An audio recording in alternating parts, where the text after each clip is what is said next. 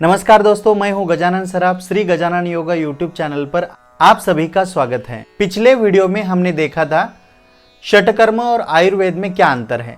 आज के वीडियो में हम लोग देखेंगे षटकर्म क्या है। षटकर्म यह क्रिया हठयोग प्रदीपिका एवं घेरंड संहिता में बताई गई है।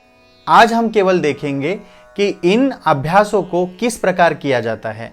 जैसे हठयोग प्रदीपिका में एवं घेरंड संहिता में षटकर्म बताए गए हैं, तो ये षटकर्म इसे शुद्धि क्रिया भी कहते हैं। तो कौन से है ये षटकर्म? तो इसमें है धौती, बस्ती, नेति, नवली, त्राटक और कपालभाति। ये 6 क्रियाएं होती हैं। तो इसमें आज मैं केवल शॉर्ट में इंट्रोडक्शन बताने वाला हूं। आगे चल के एक एक टॉपिक को थ्योरी एवं प्रैक्टिकल तौर पे करके दिखाएंगे। तो आइए देखते हैं ये 6 कर्म कौन से हैं। सबसे पहले है धौती। धौती के 4 प्रकार होते हैं: अंतधौती, दंतधौती, हृदयधौती और मूल शोधन। अब ये जो 4 धौती के प्रकार थे, इसमें भी काफी विभाजन है। जैसे कि अंतधौती है, अंतधौती के 4 प्रकार होते हैं: वातसार, परिसार, अग्निसार और बहिष्कृत। धौती का दूसरा प्रकार है दंत धौती। इसमें भी 4 प्रकार आते हैं: दंतमूल, जिह्वामूल, कर्णरंध्र वाम और दक्षिण और कपाल रंध्र। ये 4 प्रकार है दंत धौती के। तीसरा प्रकार आता है हृदय धौती। इसमें 3 प्रकार आते हैं। पहला है दंड धौती, फिर है वमन और फिर है वस्त्र धौती। वमन जो है, वमन के और काफी सारे नाम हैं। वमन क्रिया को जब हम समझेंगे तब हम इसको विस्तार से समझेंगे। अब धौती का चौथा प्रकार आता है मूल शोधन। अब ये क्या है, ये आपको आगे के वीडियो देखना काफी आवश्यक है। धौती हुआ। अब षटकर्म का दूसरा प्रकार है बस्ती। बस्ती के 2 प्रकार होते हैं, उसमें है जल बस्ती और स्थल बस्ती। ये भी क्या होते हैं उसको भी हम आगे चल के देखने वाले हैं। षटकर्म का तीसरा प्रकार है नीति। नीति में 2 प्रकार आते हैं, एक है जल नीति और दूसरी है सूत्र नीति। जल नीति का अर्थ होता है जिसमें पानी का प्रयोग करके नाक की सफाई की जाती है। नीति का दूसरा प्रकार है सूत्र नीति। सूत्र पहले धागे का इस्तेमाल किया जाता था, अब रबर का इस्तेमाल किया जाता है जो नाक की सफाई के लिए होता है। तो नीति के 2 प्रकार। उसके बाद आता है नवली। नवली, इसमें पेट के कुछ हिस्से को अंदर की ओर खींचा जाता है और बीच का हिस्सा बाहर निकाल के उसको रोटेट किया जाता है, घुमाया जाता है।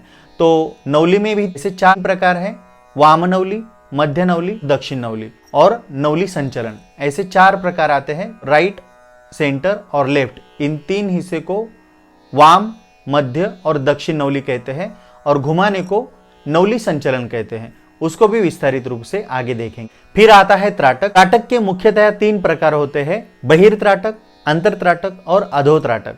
बहिर्त्राटक मतलब बाह्य विषयों को देख के त्राटक करना। अंतरत्राटक मतलब बंद आंखों के साथ करना।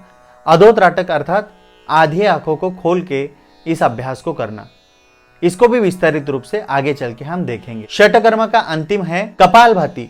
कपालभाति को शायद आप प्राणायाम के नाम से जानते हैं और कपालभाति एक प्राणायाम भी है और शुद्धि क्रिया भी है, लेकिन आज हम उसको शुद्धि क्रिया की तौर से हम उसको समझेंगे।